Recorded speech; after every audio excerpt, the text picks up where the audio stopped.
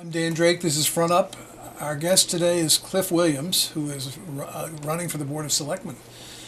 Cliff, welcome. Thank you. Wanted to talk with you a little bit about what you see the needs are for the town and why you want to be a selectman and all that good stuff. So let's start with what you see as being the major issues confronting the town at this point. Well, one of the major issues right now is the landfill, but I think we've, got that under control temporarily with the new Amendment 5. And I'm on the Finance Committee, and we just spoke last night about trying to form a committee, a subcommittee, to go out and maybe monitor the landfill and do quarterly reports on how they've progressed or how things are working. What is the basic of the new contract? I don't want to spend a lot of time on that, but just so people understand.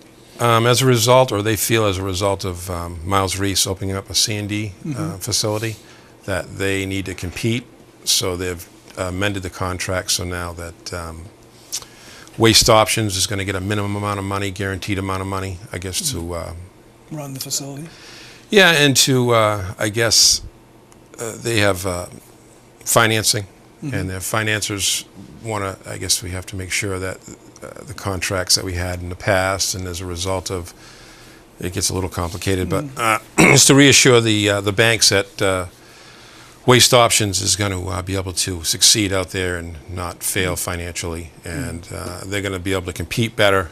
I guess that was one of the complaints with we set the tipping fee. Now they're going to set the tipping fees, and they're also going to set the amount of tonnage. I guess if you give if I show up with a truck once in a while, I pay a certain fee. But if, say, Miles Reese, I guess Miles Reese wouldn't show up anymore. Not a good example. Sano shows up, and they have they bring obviously a massive amount of trash. They'd pay another tipping fee, and so they're going to have the ability. Volume discount, basically. Right. So they're going to have the ability to determine all that, and that was one of their complaints. So, but then I've talked to George Aronson about the cells and what it means to the town and how we're dealing with that and the expense to Waste Options for that.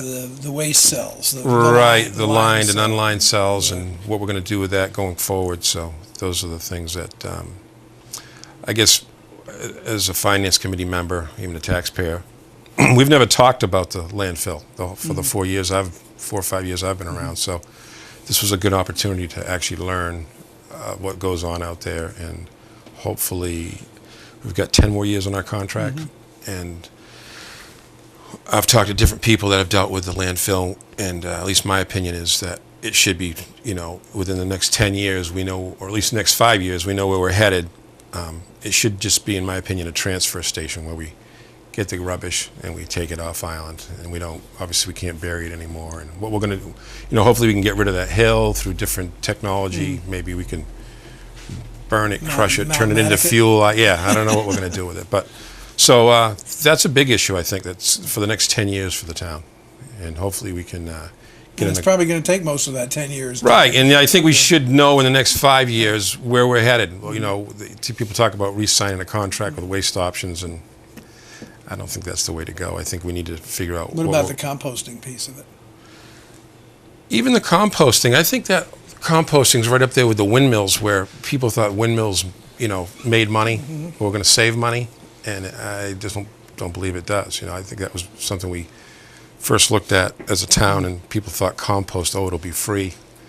And it will be sold. Yeah. And the excess will be sold. Right, and it just gets into that whole lined cell issue and where we're putting it, and it's time to just get rid of the trash. That's what I believe. Pack it up and send it off island. Okay, what else?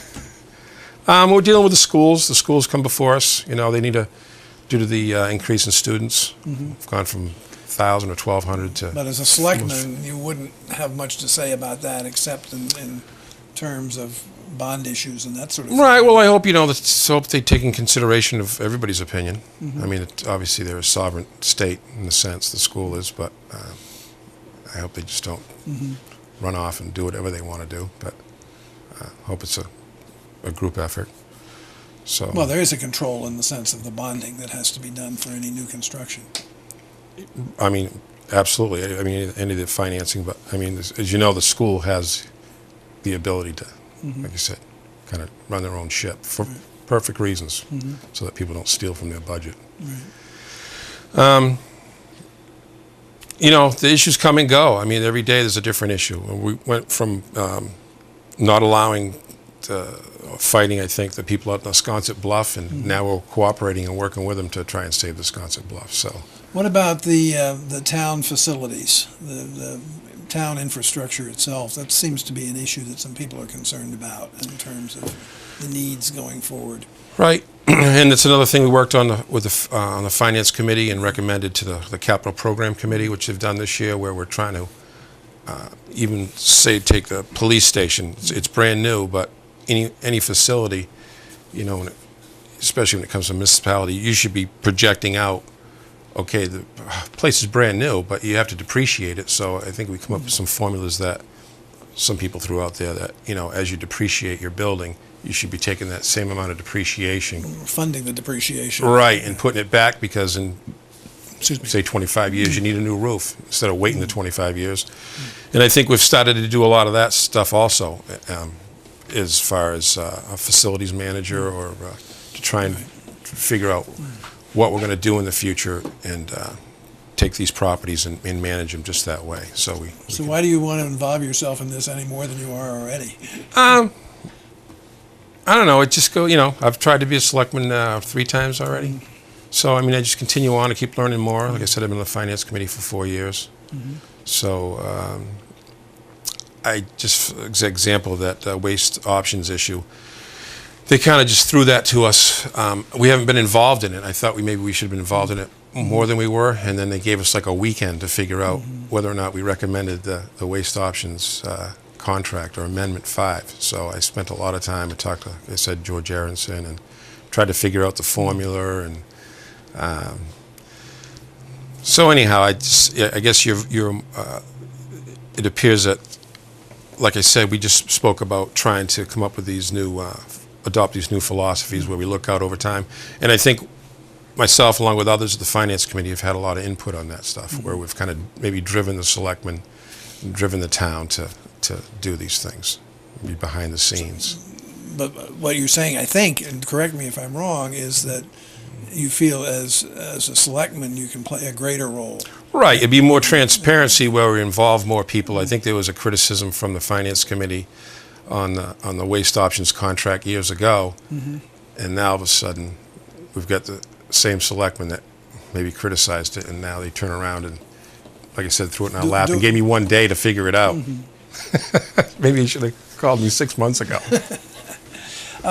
Tell us a little bit about yourself as a person. What do you do, both professionally and on the island, for fun or for contribution and so forth? I work for the Federal Aviation Administration. I've been in aviation for 32 many years. I take care of all the nav aids and communications out at the airport. I have some real estate investments and properties. I have an 8-year-old son, as we talked about earlier with Gino. I need to get to a basketball game. Do you coach his basketball? No, I don't do that. You just go. No. I find that it works better if someone else coaches him. Right? Doesn't listen to me. So it just keeps me pretty busy. An 8-year-old boy, some rental property, and a job with the FAA. And the FinCom. And the FinCom. There you go. I was on briefly on the subcommittee for the new fire station, because Tim Severino couldn't make it for the first meeting. Then I'm on the, I missed a couple of meetings of that too, the Wage and Compensation Committee. And we're trying to get the